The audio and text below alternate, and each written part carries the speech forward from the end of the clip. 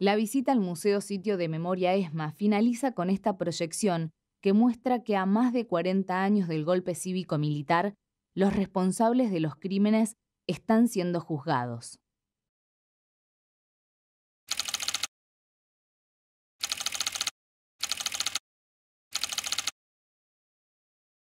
En la Escuela de Mecánica de la Armada, integrantes del grupo de tareas 3.3 decidieron incluirlos en un traslado. Traslado que todos conocemos. Consistió en aplicarles una inyección total, pentonaval, condujer a los aviones de la muerte, a la participación de los pilotos de la muerte. Es decir, a las víctimas de este grupo se les causó la muerte en forma dolosa. Fueron arrojados mar adentro. Declárase abierto el acto en la causa número 13 contra las siguientes personas: Teniente General Almirante Jorge Eduardo Rafaelio Macera, Almirante Armando General. Condenar a Jorge Rafael Videla a las penas de 50 años de prisión, a la pena única de reclusión perpetua.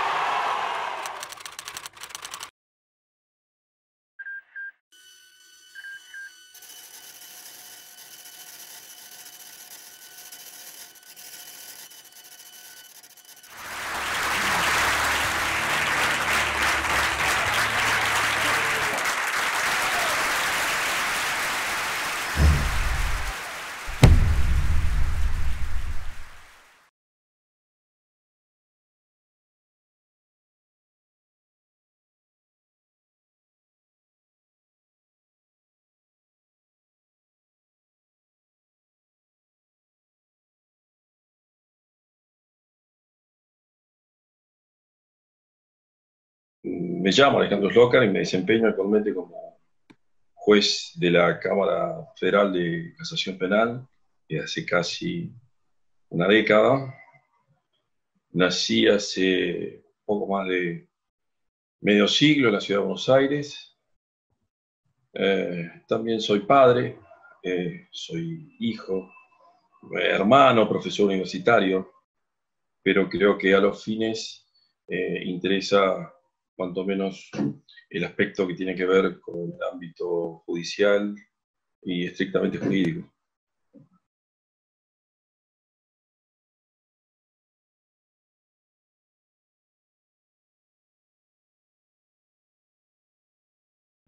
Sí, recuerdo, tengo muy presente porque había iniciado el colegio secundario.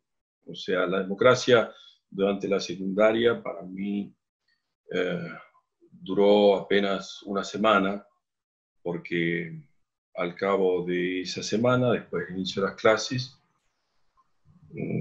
después de una suspensión temporaria, algunos días, se modificaron todas las autoridades del colegio. Yo iba al colegio estatal, público, de mi lugar, en donde nosotros habitábamos junto con mi familia, mi padre, mi hermana, mi madre, que es Hurlingham, la escuela Esteban Echeverría de Hurlingham. Y allí tengo muy presente que durante ese tiempo de inmediato modificaron todo el staff docente, porque todos los profesores que se habían presentado al inicio del curso, yo con 13 años, fueron prácticamente modificados. Modificó también la autoridad, modificó el director, que pasó a ser un profesor de educación física del Colegio Militar. Mi registro de ese tiempo es definitivamente aquel ligado a una rigidez propia del momento, de un ámbito claramente represivo, que se extendía hacia distintas facetas que tenían que ver con lo cotidiano de nuestras vidas, de casi preadolescentes, lo que a veces yo llamo como aquellos microdespotismos, ¿no? Desde el uniforme, el guardar fila a la hora de cualquier formación que era inevitable, los discursos, inclusive la vocación, cierta tendencia que guardaban algunas autoridades, que podía ser desde el portero del club o el colegio hasta un guarda de tren. Todo eso formaba un clima bastante característico de entonces. Y a pesar de todo eso, mi recuerdo de ese tránsito por el colegio, tanto como por la escuela primaria, también fue la escuela pública desde siempre, Es grato por la amistad de tantos de los compañeros y aún amigos al día de hoy que conservo. Es curioso porque junto con algún colega, juez federal de Comodoro Pi, compañero del colegio primario, también compartimos la misma división con actuales periodistas de la Argentina, del exterior, colegas de la abogacía, excombatientes de Malvinas, porque mi generación es aquella clase que tuvo que combatir, militares, y por cierto que otro conjunto de profesionales, como médicos y arquitectos. La formación era muy buena, tengo presente el detalle de muy buenos docentes que inclusive compartían labor universitaria, académica, cátedras en la universidad, pero no obstante todo se daba en ese marco, ¿no? Que era propio del tiempo, que se extendía inclusive hasta ámbitos propios de nuestra formación, nuestro desenvolvimiento. Es decir, nadie podía ser ajeno a la represión por vía de la censura de tantas cosas, desde las canciones de María Elena Walsh hasta Horacio Guaraní, o la represión sexual, fruto de la inexistencia prácticamente de cualquier señal de erotismo en el cine, que era muy característico también de entonces. Ese fue el clima que tengo muy presente.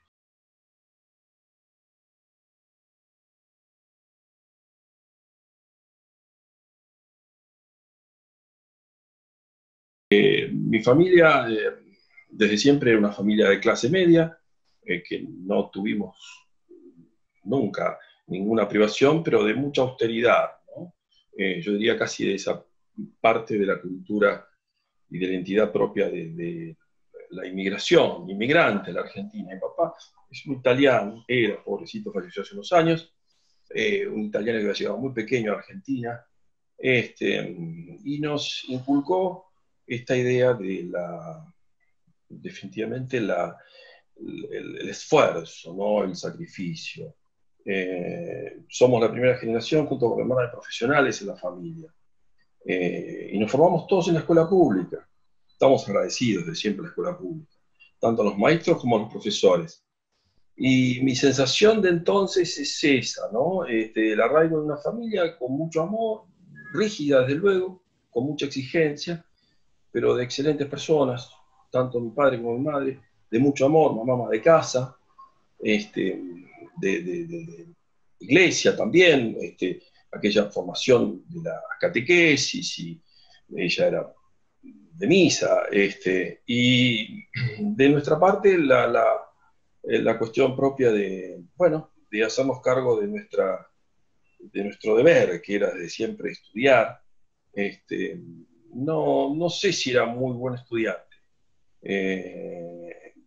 Creo haber cubierto todas las exigencias de entonces, no me llevé materias, no era ningún extraterrestre, de luego.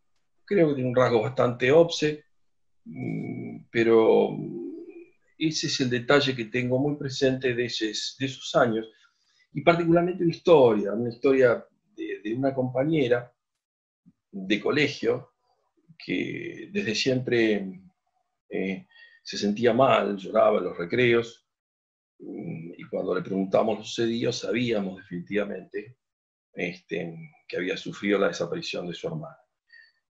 Durante ese tiempo ya nos hicimos muy amigos, compartíamos tantas tardes en su casa, sabíamos que la hermana nunca más había vuelto a su hogar, que los dos hijitos de la hermana habían sido por lo menos salvados por parte de una vecina. Ellos vivían con los abuelos, y mi amiga, la abuela, desde luego, fue una de las madres, y entonces jugábamos con esos chiquitos, uno de nombre Abel, el otro no me recuerdo, y al tiempo los caminos nuestros se cruzan, definitivamente, porque ella es una activa querellante en causas de lesa humanidad, pero mucho tiempo antes también descubrimos que eso era parte también de nuestra filiación genética. Es curioso porque cuando empiezo a desempeñarme en los tribunales, armar legajos, como hacemos todos desde el origen de la carrera. Con uno de los primeros expedientes con los que me tropiezo es uno de los tantos habeas corpus que habían presentado en favor de la hermana. Bueno, todo esto de algún modo reseña cuál es la vivencia del entonces al hoy, ¿no? Y el análisis que uno puede hacer de parte de ese pasado, individual tanto como colectivo.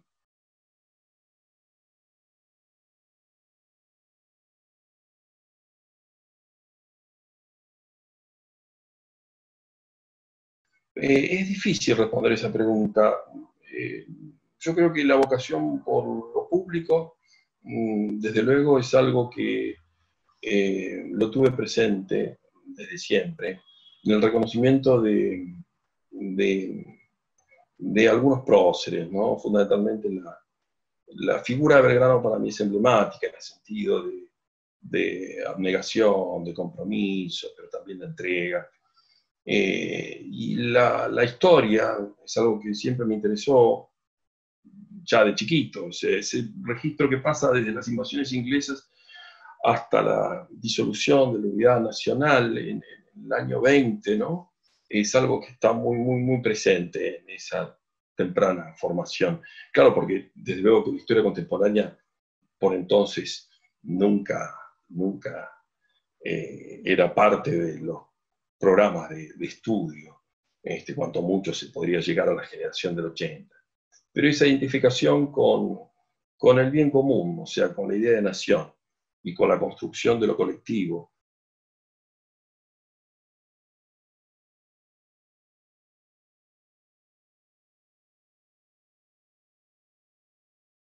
Sí, efectivamente fue la experiencia ya con más de 20 años, el ejercicio del sufragio. Desde luego voté a Raúl Alfonsín y Augusto Comte. Lo hice convencido de que frente a la autoamnistía que era validada por la otra fuerza política no existía otro camino. Y ya para entonces era estudiante universitario, porque yo tempranamente inicié la carrera, una vez finalizado el colegio secundario, tanto la formación en Derecho como la carrera judicial. Digo que son 40 años de justicia y Derecho que no siempre son lo mismo ni van de la mano, ¿no? Y tengo presente el tiempo del inicio de la primavera desde el punto de vista democrático, la recuperación del Estado de Derecho, precisamente a través de una modificación del staff del orden, ya no solo de los profesores universitarios, el clima que se vivía en la Facultad de Derecho, sino también dentro del ámbito judicial. Bajo ese prisma, creo que definitivamente fue un momento, diría, fundacional para todos nosotros, del orden generacional, porque nos abría paso al entendimiento de que sin el respeto de algunas normas básicas que se centran esencialmente en la garantía de la vida humana, la integridad física, los resguardos propios de cualquier derecho dentro del ámbito estrictamente judicial, que es el que a mí me interesaba, por cierto me interesa, pero particularmente en los inicios de la carrera, y tengo muy presente que entonces a partir de ese tiempo, del 10 de diciembre del 83, muchos de los presos a los que notificamos de inmediato, algunos ni firmaban, pobres, al estampar el dígito pulgar, trataban de referenciar Costa Rica por el Pacto de San José, la Convención Americana de Derechos Humanos, y es una referencia propia de aquel momento en el marco de algunas conmutaciones que habían tenido lugar y la práctica de los cómputos de pena que se practicaban. Ese es un momento para mí muy, muy rico de todo esto. El golpe fue un golpe civil, que la dictadura fue siempre cívico-militar. y que en cualquier caso el Estado aparecía subordinado a otros intereses, a una matriz, a un patrón de acumulación del orden económico que aparecía en ese entonces y que a veces proyecta consecuencias hasta el día de hoy, ¿no? En donde aparece claramente un fenómeno que es esa ortodoxia monetarista financiera desde entonces. La Argentina se dolariza, se extranjeriza, se concentra económicamente, se desindustrializa porque es una sustitución de esa matriz propia de industrialización. Y en verdad es esa pulsión permanente entre un modelo de dependencia y un modelo autónomo de país, emancipado.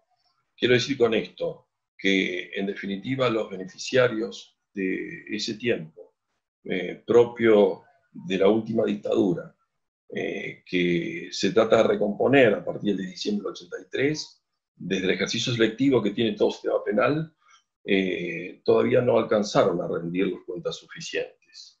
Y ese es un detalle que me parece indispensable atender, porque algunas de las causas en trámite, inclusive la propia causa ESMA, trasunta todavía al día de hoy mucho de esos aspectos.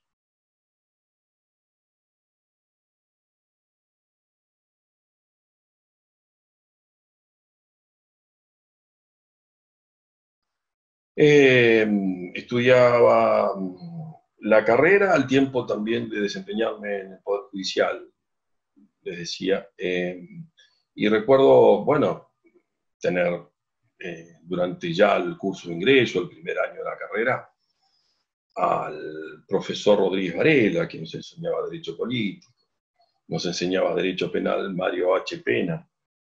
Creo que con esos nombres ya estoy identificando, estoy connotando de qué se trataba la formación de entonces. Pero sin duda el cambio de registro se produce definitivamente a partir del año 83, porque yo creo que la gestión de entonces ilumina dos grandes rasgos que para mí van a marcar un factor estructural de la Argentina democrática. Uno, decididamente, es el juicio a las juntas del año 85, y coincidente con ese la reforma del plan de estudios de la Universidad de Buenos Aires, en donde el CBC marca una ruptura. Al tiempo que una vez que formé mi carrera, me da por seguir adelante otra carrera para llevar adelante la etapa del CBC, en mi caso, porque tenía esa vocación democratizadora dentro de la enseñanza pública, que sin duda nos marca una señal identitaria fuerte para el resto, esencialmente de Latinoamérica y también, si no, del mundo. Es decir, la Argentina como país de inclusión, país integrado, sociedad con algunos rasgos de igualdad, es bien característica desde esos fenómenos que tienen que ver con la educación pública, con también la salud pública y la educación universitaria pública y gratuita.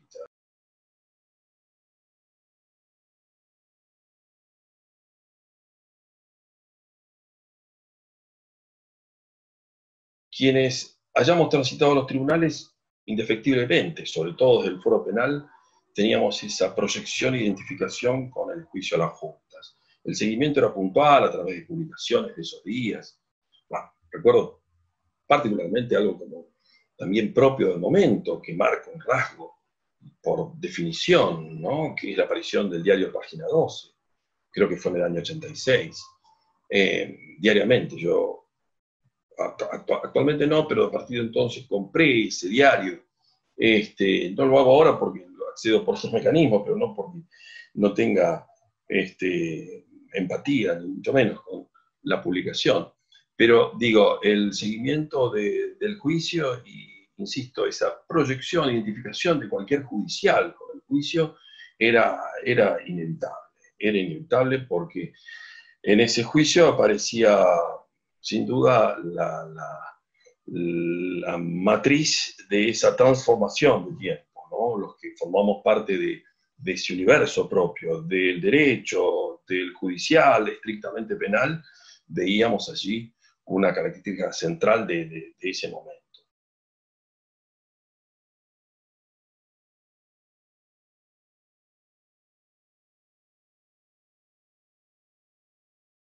Habían transcurrido ya más de 2 años, o casi 2 años del régimen democrático, del Estado de Derecho, la recuperación del Estado de Derecho,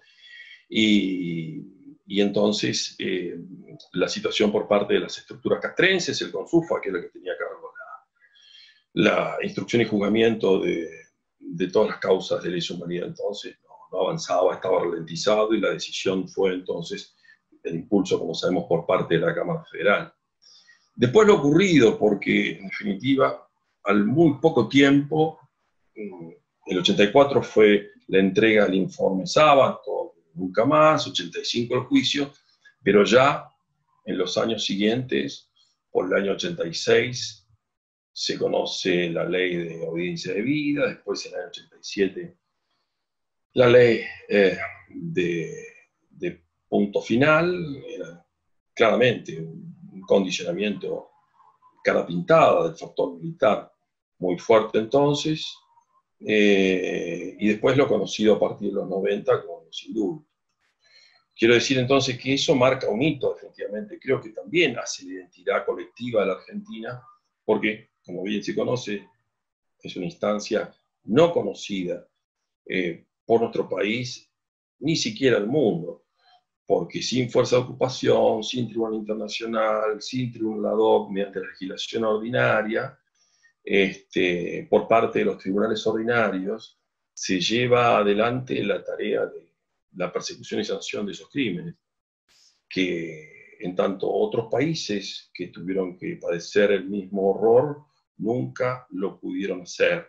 Digo, no solo en orden regional, sino también europeo, pensando más en la catástrofe del franquismo, que al día de hoy no mereció esa reacción respuesta por parte del poder político. Por un lado, todos sabemos que lo que se llamaba robo de bebés, apropiación de bebés, estaba exenta de cualquier ley o norma de impunidad. Por otra parte, también sabíamos que desde el punto de vista internacional iban avanzando algunos escenarios, bien por principio de nacionalidad pasiva, bien por principio universal, que creo que fue determinante. La intervención de Baltasar Garzón en todo esto.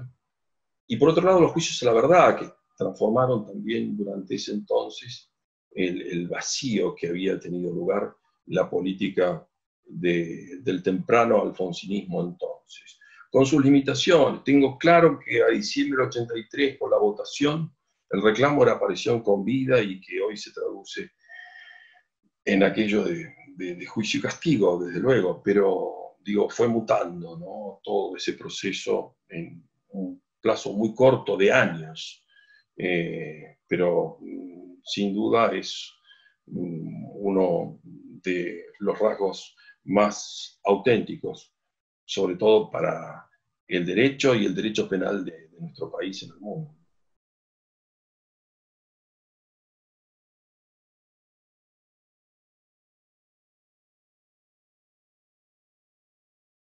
Accedo al cargo de defensor oficial en la Ciudad de Buenos Aires, pero entonces, ya a partir de fines de 2003, entonces el presidente Néstor Kirchner me vincula, yo participo entonces de la gestión de gobierno. Entonces, primero como subsecretario de Política Criminal, luego como secretario de Política Criminal y Asuntos Penitenciarios. Tengo también muy marcado el hito que conforma ese tiempo, ese momento.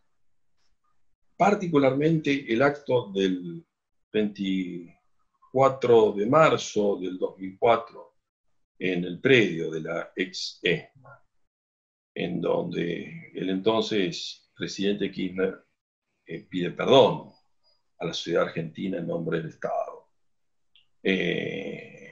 Cosa que de luego también constituye una bisagra, creo yo, porque lo que hace Kirchner es recuperar la agenda de derechos humanos que había quedado, desde luego, perdida, propio del tránsito de los 90, fines de los 90 y hasta comienzos también de los años 2000.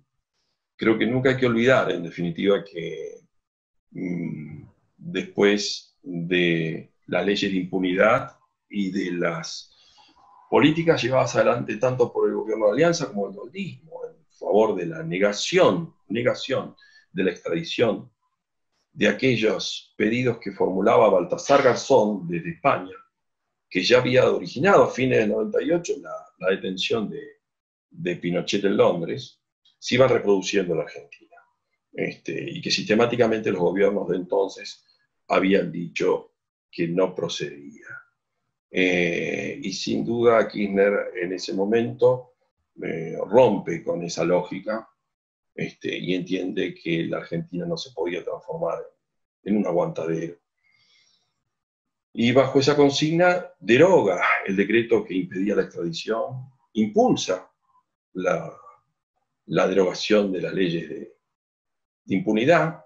Mi función entonces como secretario de Política Criminal fue la de proyectar un conjunto de herramientas normativas que acompañen ese proceso que encarnaba Eduardo Bisbal de la Secretaría de Derechos Humanos, con el que atravesamos prácticamente todo ese proceso durante esos años, y creo yo que el hito o la referencia me parece ahí interesante desde el punto de vista simbólico, es la famosa combi, ¿no? La combi de abuelas y de madres que se desplazaban hacia todos los actos. En el año 2008 también me destacan para formar parte integrante en nombre del Poder Ejecutivo de la Comisión Interpoderes que había generado la Corte Suprema de Justicia, porque lo que habían identificado es que había cierta demora en el desenvolvimiento, el desarrollo de los juicios. El impulso que había provocado la derogación de las leyes y el empuje que tenía que ver con la instrucción, aunque fragmentada en tantos casos, para provocar de inmediato, en forma rápida, ¿no?, un juicio con la correspondiente sentencia, estaba definitivamente ralentizado. Al amparo de esa elaboración, de esa construcción de la Corte, se trató de catalizar algunos de los reclamos. Algunas cosas llegaron a buen término, otras decididamente no, al tiempo que al día de hoy ya no funciona.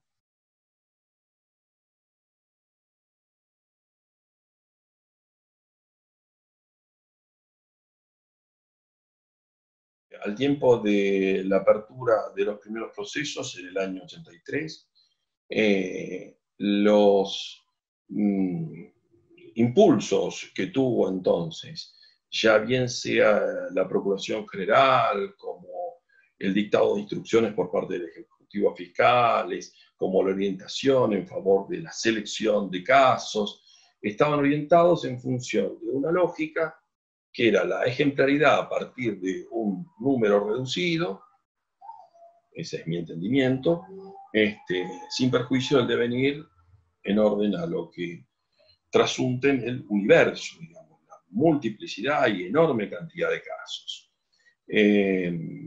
Eso tuvo claramente un diseño, una planificación elaborada entonces por el malogrado Carlos Nino, después por Jaime Malamud de la Procuración, pero en cualquier caso había una guía, o sea, el patrón que se seguía adelante respondía a esas directrices, que pueden o no compartirse, pero en cualquier caso estaba guiado el rumbo. Con la reapertura de los juicios, muchos pensaron en el año ya a partir de la derogación de la ley de impunidad y a partir del fallo Simón de la Corte, muchos pensaban que ese era el final, y sin embargo, solo constituía el principio de todo esto. Por eso, digo, al tiempo el colapso era inevitable, porque más allá del empuje, el empeño de muchos magistrados, o aún la provisión de algunos recursos que podía favorecer la Corte, me parece que la planificación en términos macro tuvo y aparece ausente. Eso obligaba a atender la agilización por parte de algunas normas. Sobre todo, por ejemplo, tengo muy clara mi participación en la elaboración de una reforma puntual del Código de Procedimientos que alentaba la agilización durante la etapa de la impugnación en favor de la impugnación en la Cámara de Apelación en favor de la oralidad. Eso fue en algún tiempo resistido, después fue de algún modo asumida, de modo de impedir precisamente que se produzcan esos entorpecimientos. Ahora, al tiempo, cuando decimos que todavía fracasa la estrategia o que en cualquier caso la estrategia no es ostensible, no es suficientemente evidente, esto revela la necesidad de otro impulso, un nuevo tiempo, un nuevo momento.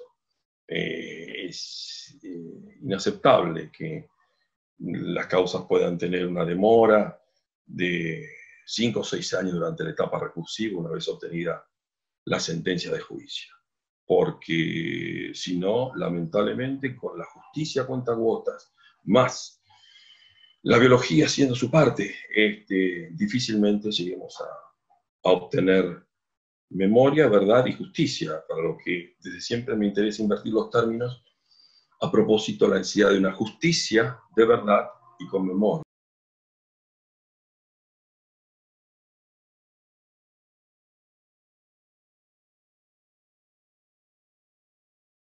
Cuando llego entonces a la Cámara, en el año 2011, de inmediato lo que pusimos en marcha fue una serie de instrumentos, mecanismos.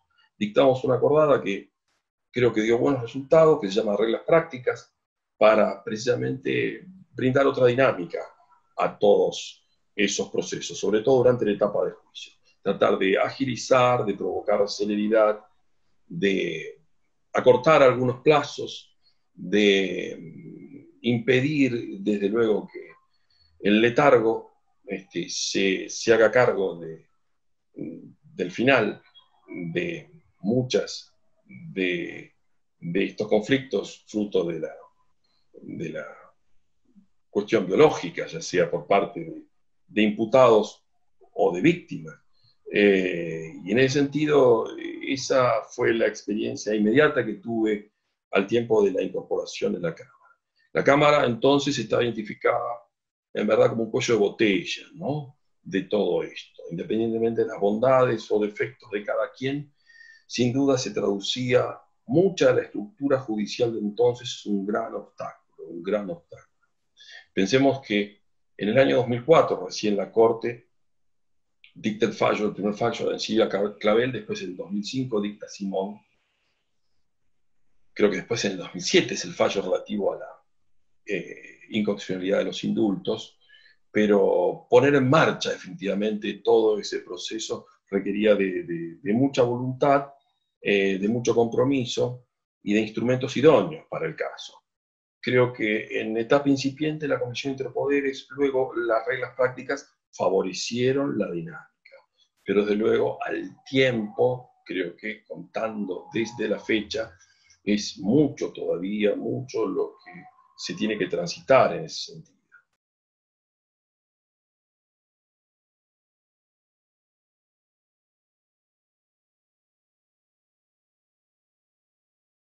No tengo dudas que la cuarentena es un obstáculo, definitivamente. La demora en el desarrollo de tantos debates, cierta cuota de obstruccionismo también por parte de algunas defensas, provocaron desde siempre el colapso. Eso se potenció mediante la intermediación de la tecnología en este tiempo, al tener que resolver planteos propios de afectación a garantías, tal como lo planteaban algunas defensas. En el marco de esta causa, particularmente la decisión de la Sala Quintero fue el rechazo de todo eso, pero sin duda, nada de eso contribuye, porque en definitiva tiende a entorpecer y a demorar el desarrollo de tantas audiencias de debate que estaban en curso.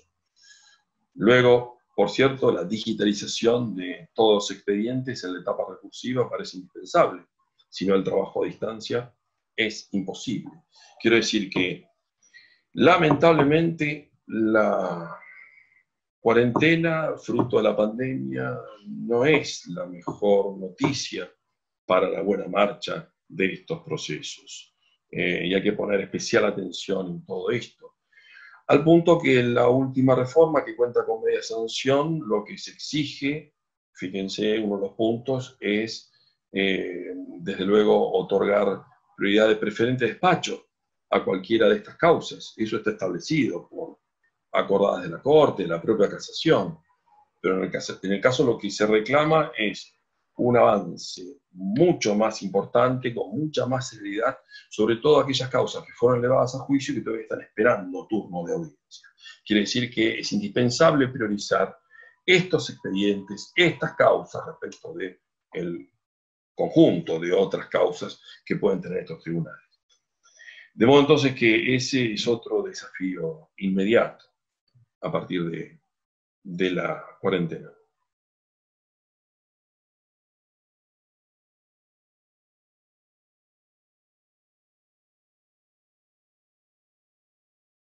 Creo que hubo algunos aportes que son valiosos, particularmente en la sentencia de la mega causa ESMA en el primer tramo, que aparecen puestos de manifiesto porque había cuestiones hasta entonces bastante invisibilizadas. En el primer tramo bien se conoce que fueron apenas un número reducido de personas las que aparecen condenadas, no suman más de 20, las víctimas no llegan ni a 100, son 80, en tanto que en el segundo tramo, en la causa que se conoce como ESMA unificada, que ya tiene resultado durante la etapa de juicio y que está ahora sometida de vuelta a inspección, un nuevo examen por parte de nuestra Cámara, ya en cambio la definición fue en favor de más de 60, 65, creo que fueron los imputados, y 800.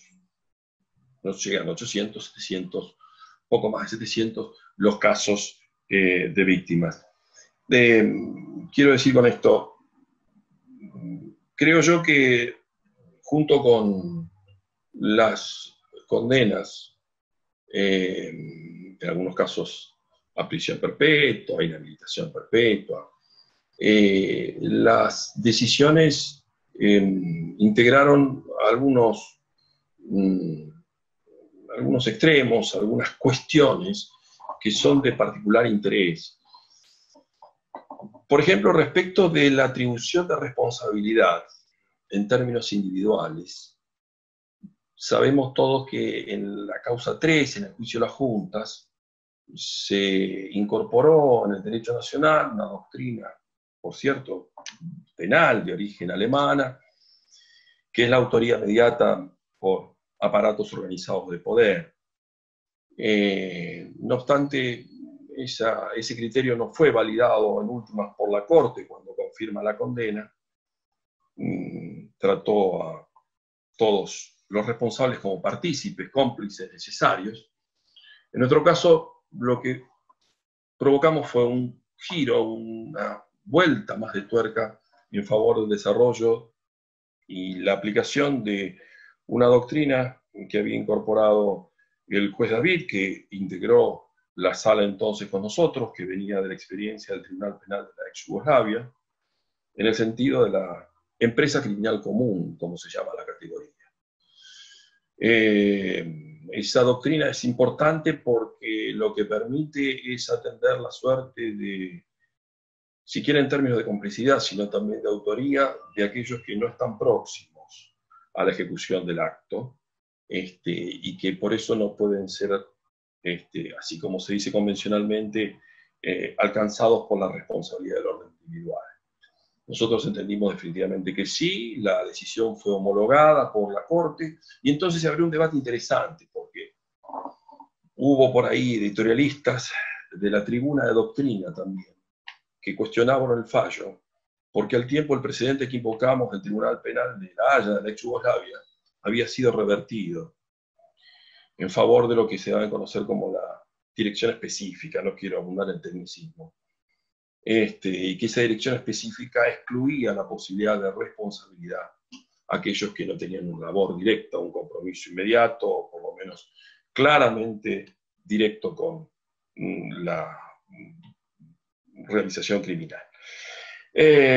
Por cierto que ello se revirtió porque al tiempo el propio tribunal dejó sin efecto esa teoría de la dirección específica. Pero es interesante recuperarlo porque todo, como analizábamos antes, es un proceso que tiene marchas y retrocesos, flujos y reflujos. Y en ese entonces, al amparo de aquel precedente, querían derrumbar la teoría de la empresa criminal común. Otro aspecto interesante, me parece, es el propio de los delitos económicos y patrimoniales. Nosotros, en el caso del fallo, también destacamos que son crímenes de lesa humanidad y que por tanto son imprescriptibles. Pero por cierto que alcanza un grupo reducidísimo de hipótesis que, en tanto doctrina convalidada por la Corte, puede ser atrapados y alcanzados por el conjunto de casos de esa naturaleza. Es mucho todavía lo que hay que avanzar en ese terreno porque la historia enseña que la intervención de tribunales del orden internacional favorecieron decisiones en favor de condenas y atribución de responsabilidad a lo que se da en llamar la complicidad civil y empresarial. El caso Friedrich Flick, en el orden del Tribunal de Nuremberg, creo que marca todo un rumbo en ese sentido. Y otro aspecto interesante que me parece que no aparece del todo visibilizado también tiene que ver con la aparición de delitos de género, o sea, cómo atribuir responsabilidad independiente más allá de la calificación de tormentos a atentados contra la integridad sexual, ¿no? A todo lo que tenía que ver con un sinnúmero de abusos, podría ser violación, podría ser tocamiento, podría ser desnudamiento. Bien, todas esas condiciones que entonces, o por lo menos hasta hace algunos años, no formaban parte de este paradigma, que es el género que atraviesa también, desde luego, la persecución y sanción de estos crímenes, me parece que cobran impulso en el marco de estas decisiones. Después el tropiezo con, bueno, algunas situaciones aberrantes, que particularmente son las que conservo como de lo más vil, ¿no?, que pueda haber ocurrido.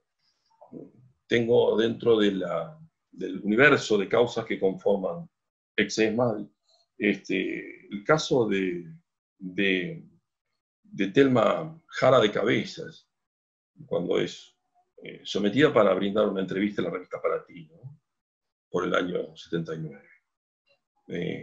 Eso ya me parece, desde siempre, un punto máximo de perversión.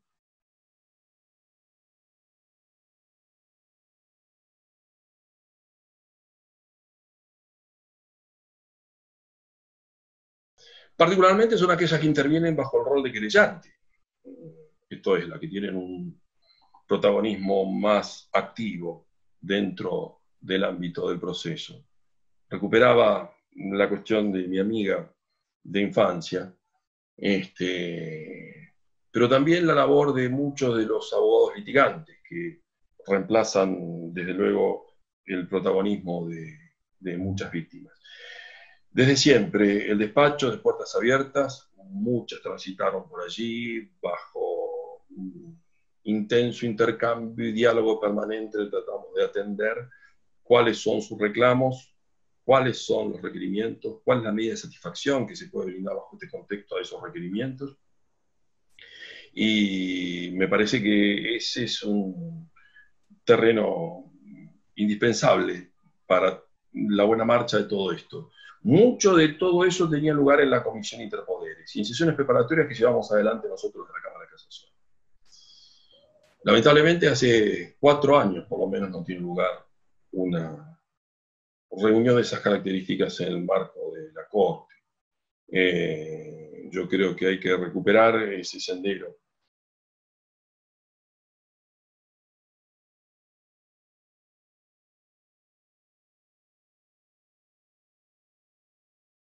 No es fácil por todo el camino que todavía hay que recorrer en función del número de casos y del tránsito de más del 50% de esas hipótesis durante la etapa de investigación preliminar al día de hoy.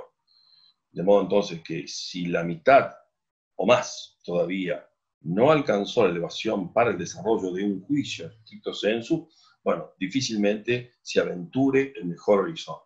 Los países que llevaron procesos siquiera equivalentes a esto, sino más o menos parecidos, fueron los que, por ejemplo, reclamaron la extradición de Strick a la Argentina casi 60 años después. De modo entonces que bajo esa consigna no me preocupa tanto la dilación en el tiempo como la insatisfacción en favor de una solución justa en tiempo. Eso, por cierto, parece un juego de palabras, pero no es tal. Quiero decir, la agilización, la búsqueda de una solución eficaz en tiempo es indispensable. Sin eso no hay justicia. Insisto, creo que hay que discutir seriamente cuáles son las herramientas desde el punto de vista ya no solo sea legal, sino también organizativo, instrumental desde el punto de vista de la estructura judicial, la que pueda llegar a buen término en favor de esto. Lo que nunca me imagino es precisamente una vuelta de página, porque no debe haber tal en la medida en que, insisto, para mí esto es un deber y que es constitutivo con nuestra democracia. Y es para nosotros una obligación indispensable mantener el recuerdo bien vigente. Porque sin eso el problema es, yo no diría la posibilidad de repetirlo, sino el de banalizar lo sucedido en nuestro país. Nosotros, en términos democráticos, siempre somos hijos de aquellos que lucharon precisamente por la verdad y la justicia en este terreno. No habría democracia sin nada de eso. Sin abuelas, sin madres, como tantas otras víctimas que aún en democracia exigen una respuesta en favor del agravio y la violación a sus derechos. Pero quiero decir,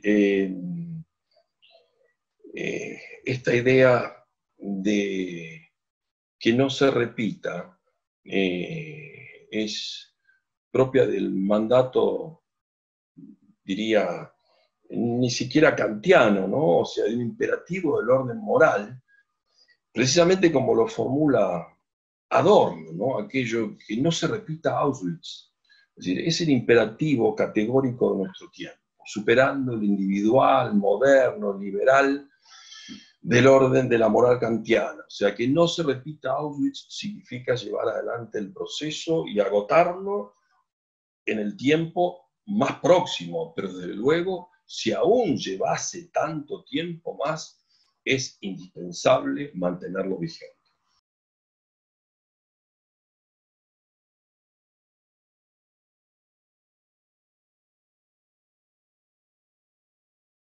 No creo que el consenso en favor de el juicio y castigo sea lo suficientemente amplio ni esté definitivamente consolidado, al punto de reconocer que indefectiblemente esas marchas contra el fallo vergonzoso del 2-1 de la mayoría de la Corte de entonces revelaba esa caracterización. No, por el contrario, estoy convencido de que es todo al revés. La regla definitivamente es la impunidad. Lo que opera es todo excepción en función del impulso que pueda darse desde el otro extremo. Si no existiese ese impulso, de luego que lo otro se consolida. Lo que tiende a consolidarse definitivamente es la impunidad antes que esto. Por eso el indispensable empeño para definitivamente mantener la memoria, porque la carga genética del otro sector también cuenta, no es de una sola perspectiva, si no nos tropezaríamos con, en términos casi de farsa, la tragedia conocida del golpe cívico-militar de 76. Endeudamiento y fuga de capitales y un modelo económico de exclusión es lo que imperó entonces y se proyectó hace muy pocos meses en la Argentina de hoy. Que sí, entonces que hay una matriz que responde a todo eso, contra la que es indispensable, de luego, enfrentar una política activa en favor de los derechos humanos. Creo yo entonces que la sentencia del 2x1, que por lo menos en la Sala Quintero nunca compartimos, ni antes ni aún después, fue un pésimo cálculo si alguien pensaba que podía dar vuelta a la página, si quieren, en favor de todo esto, que venía acompañada de otras decisiones inquietantes en ese sentido, ¿no? El fallo Fontevecchia de ese mismo año, la decisión en otro caso al Speiti, de parte del propio tribunal, del máximo tribunal argentino, llevaba algunos indicadores preocupantes respecto de este proceso de declive, que desde el orden del contexto y la dinámica política era parte de una, diría, finalidad de hundimiento de la política de los derechos humanos. Lo que ocurrió sí fue una reacción muy importante de millones de personas que salieron a las plazas de todo el país rechazando cualquier tentativa de impunidad. El concepto de penas adecuadas, que es el que elabora la Corte Interamericana de Derechos Humanos, es clave para todo eso. Cualquier tentativa que lleve implícita eventualmente la posibilidad de impunidad, sea por vía de un cómputo privilegiado, sea por vía inclusive de alguna morigeración fuera de los estándares internacionales, es vista de luego como un rechazo desde el sistema normativo de la protección internacional interamericana, ¿no? Y yo creo que la sociedad se hace eco de eso, pero desde luego no creo de ninguna manera que sea el momento, ni mucho menos el contexto el que favorezca bajar los brazos, o sea, bajar la guardia, porque insisto que la regla para mí desde siempre es la impunidad.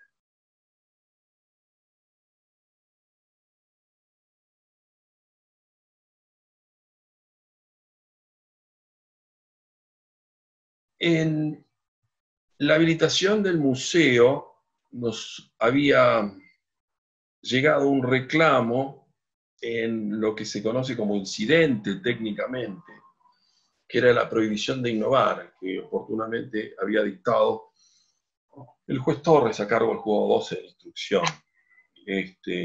Entonces, frente al planteo de la Secretaría de Derechos Humanos de llevar adelante el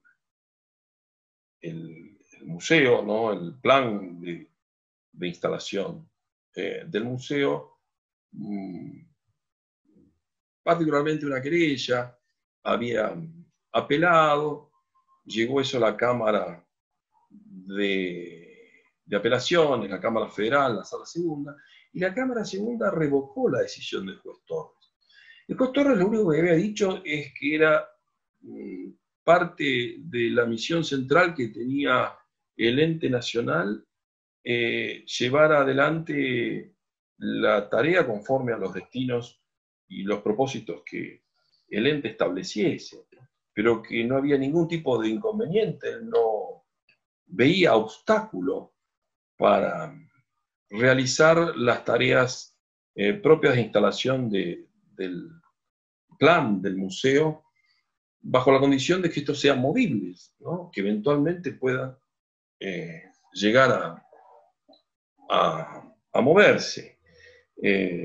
y nunca opuso obstáculos. La Cámara lo entendió de otro modo, la Cámara de Apelaciones, de modo entonces que nos vimos obligados a entender en el reclamo por vía de recurso de la Secretaría de Derechos Humanos, y nosotros por mayoría, hubo un voto en disidencia, por cierto, reafirmamos la decisión del juez Torres, en el sentido de que bajo esas condiciones no existía ningún tipo de inconveniente para llegar a la tarea del plan. Eso fue luego también impugnado por la querella ante la Corte. La Corte, al cabo de muchos años, resolvió en contrario a lo que dijimos, pero bueno, ya eso devino abstracto, decimos, porque había perdido virtualidad en la medida que, si no me equivoco, ya para entonces, en diciembre del año 2014, el museo ya se pone a andar, se pone en marcha, y la Corte para todo esto ya había resuelto 4 años después. No estábamos equivocados, creo yo, en definitiva. Era un obstáculo que había que salvar, pero el tiempo da la razón. Si uno repara que por allí, por el año, creo, si no me equivoco, 2017, no será a pesar, sino gracias al museo, se recuperaron algunos valiosos documentos, como una carta de amor en capuchita. Quiere decir entonces que bajo esas condiciones, no solo la muestra, sino la labor producida por la muestra, de ninguna manera podía interferir en lo que podía ser el resguardo o la protección de eventual material probatorio, que era el argumento que se pretendía oponer como resistencia a la marcha de la instalación del museo.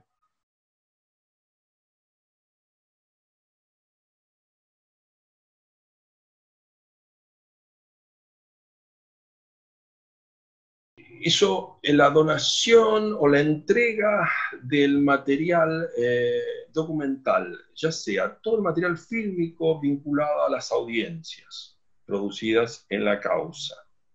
Luego, todo el registro también informático del volumen infinito de legajos, cuerpos, de todos los expedientes, sumada a la entrega material de algunos de esos expedientes al museo, se llevó adelante por fines del 2016. Creímos entonces que la política de memoria, la política estatal de memoria, tenía que integrar indefectiblemente al Poder Judicial, porque no todo se agota con el dictado de la sentencia, o la realización del juicio, el dictado de la sentencia, y luego que el archivo de las actuaciones. Es decir, parece que desde el orden simbólico es indispensable entender que si el escenario de la elaboración del recuerdo era el museo, esas piezas son las que tienen que contribuir a fortalecer la política del museo. Habíamos tomado por experiencia lo que había llevado adelante la Cámara Federal luego del dictado de la sentencia, ¿no? Que fue el resguardo del archivo a través de una fundación sueca en Estocolmo. Bien, bajo esa condición, dada la situación de los juicios en la Argentina al amparo de una política vinculada a derechos humanos y la agenda propia, era claro que ese, insisto, resguardo, refugio, es parte de la tarea que complementa la labor del museo y que el judicial tenía que trasladar al tiempo de contribuir a las misiones que tiene el museo como preservación de la memoria. Lo contrario, si no, sería, en definitiva, destacar todo ese material al archivo judicial. Lo que se me ocurre que es un sinsentido. Porque si el espacio para el escenario de la memoria, del recuerdo, sigue siendo el museo, toda pieza que contribuya precisamente a la memoria, desde el orden judicial, tiene que tener ese lugar por destino. Y esa fue ni más ni menos que, más allá de la, por cierto, protección del material, por cierto, el mejor destino de archivo, pero también la idea del fortalecimiento de la labor del museo en términos de construcción de memoria, era lo que correspondía y corresponde hacer al día de hoy. Yo creo que es indispensable, o sea, la política de la memoria debe comprender al judicial y el judicial tiene que formular su aporte. Creímos entonces que eso es lo que debemos hacer.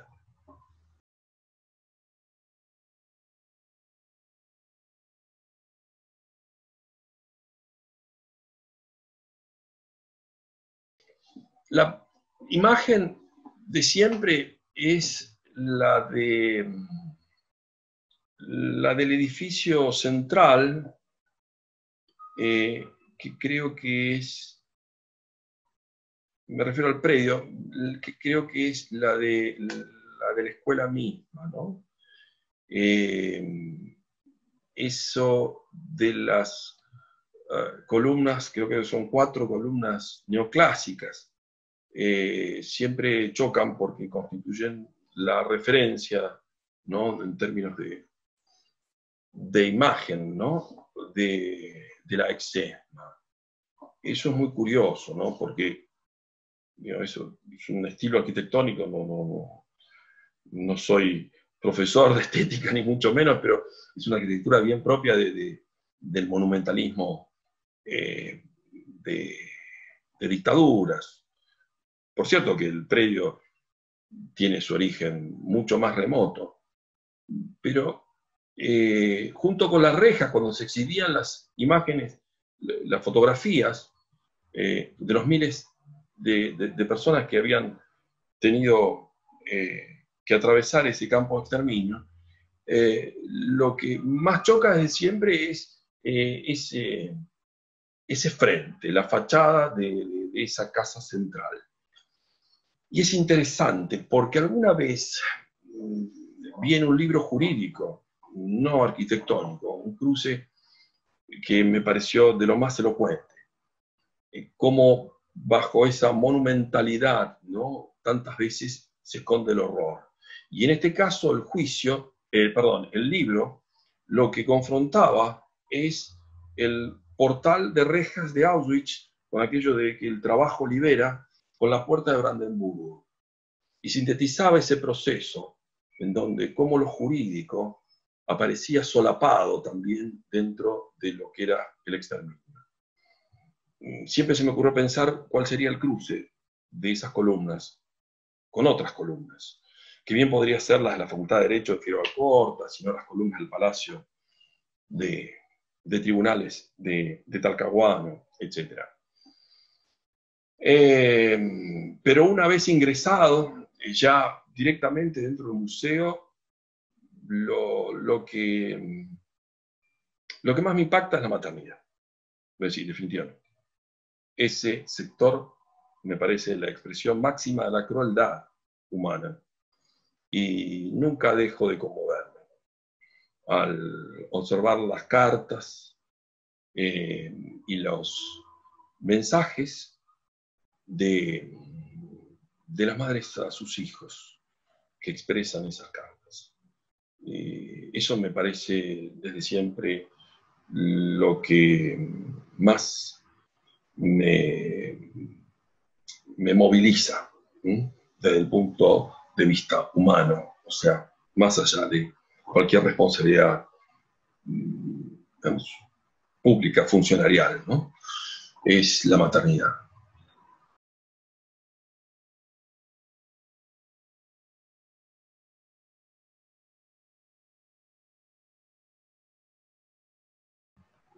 El museo lo recorrí en 3 oportunidades.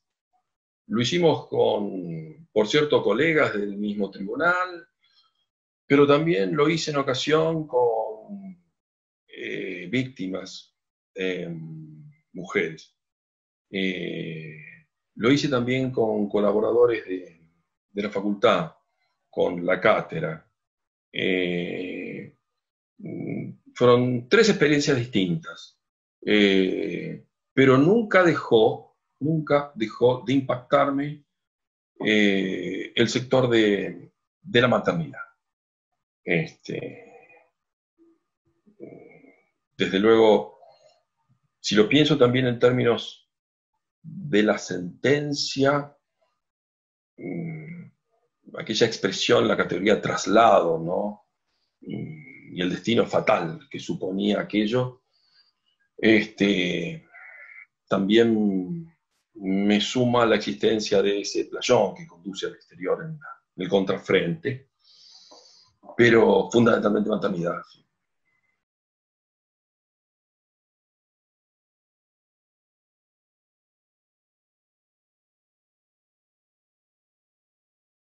Yo estaba allí. Es importante para mí de lo simbólico, no tengo claro el discurso, sí recuerdo la aparición del expresidente, de la entonces senadora, pero bueno, Cristina Fernández, luego presidenta, de Juan Cabandier, que pronuncia las palabras, de ningún otro integrante. No tengo registro de muchos integrantes de gabinete. Luego, desde siempre el recuerdo es en función de las palabras pronunciadas en razón de ese pedido de perdón, ¿no? Ni siquiera disculpa.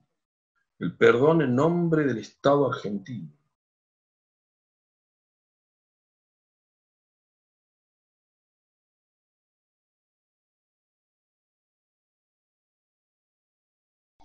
No tuve ocasión de conocer museos de estas características en Europa, por ejemplo. No fui a Auschwitz, no conozco tampoco otros museos de esa característica, emplazados, digamos, dentro de lo que fueron los campos de exterminio. Sí, esta experiencia creo que está a la altura de lo inédito del factor en la Argentina, que, insisto, creo que hace a la identidad nacional ya, y bajo esa consigna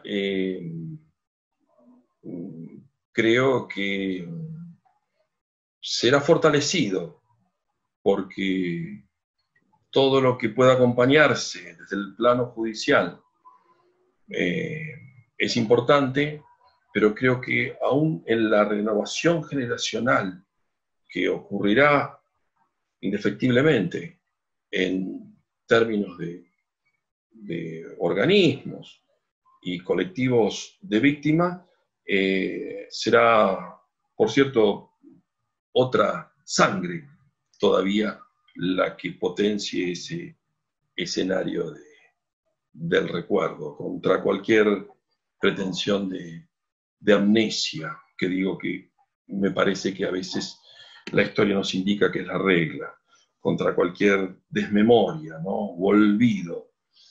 El museo siempre será la pata del cable a tierra que fortalezca la idea de que frente al horror, ¿no? Y es la pregunta en definitiva de Hannah Arendt, ¿no? ¿Cómo pudo ocurrir? ¿Cómo pudo haber ocurrido este horror? Bueno, eso lo explica todo. Gracias, yo voy a ser muy breve.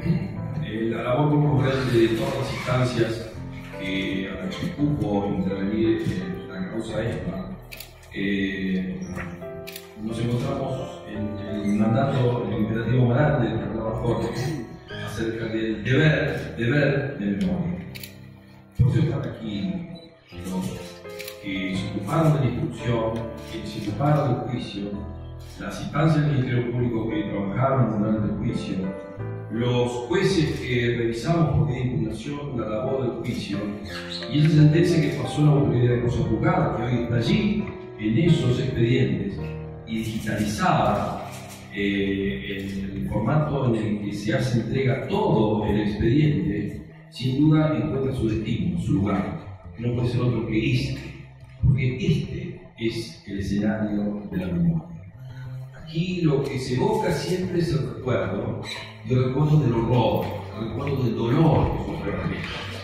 Nos preguntamos con Sergio Torres, con Ángela, al ingresar, si nuestra labor había concluido con el resultado de nuestros pronunciamientos. Si en verdad esto, que fue una larga lucha, tal y sintetizaba Estela, en verdad culminaba nuestro compromiso, nuestro deber. No, de ninguna manera. Esto es parte de todo aquello, un apéndice de todo aquello. Porque en esta, a veces, pretensión de olvido, de desmemoria, de amnesia, se pierde no solo, diría, la dimensión veritativa que tiene un proceso, sino también, de lo que hablaba Jorge, esa dimensión performativa que tiene un juicio y que se prolonga a lo largo del tiempo. Y para que se prolongue a lo largo del tiempo necesita de políticas de memoria, de políticas de Estado en favor de la memoria, y en particular una política judicial de la memoria. Esto que solo, diría, el comienzo, requiere de la profundización y requiere el compromiso activo de, en verdad, invirtiendo los términos de ya aquello que conforma nuestro acervo, una justicia de verdad y con memoria. Porque solo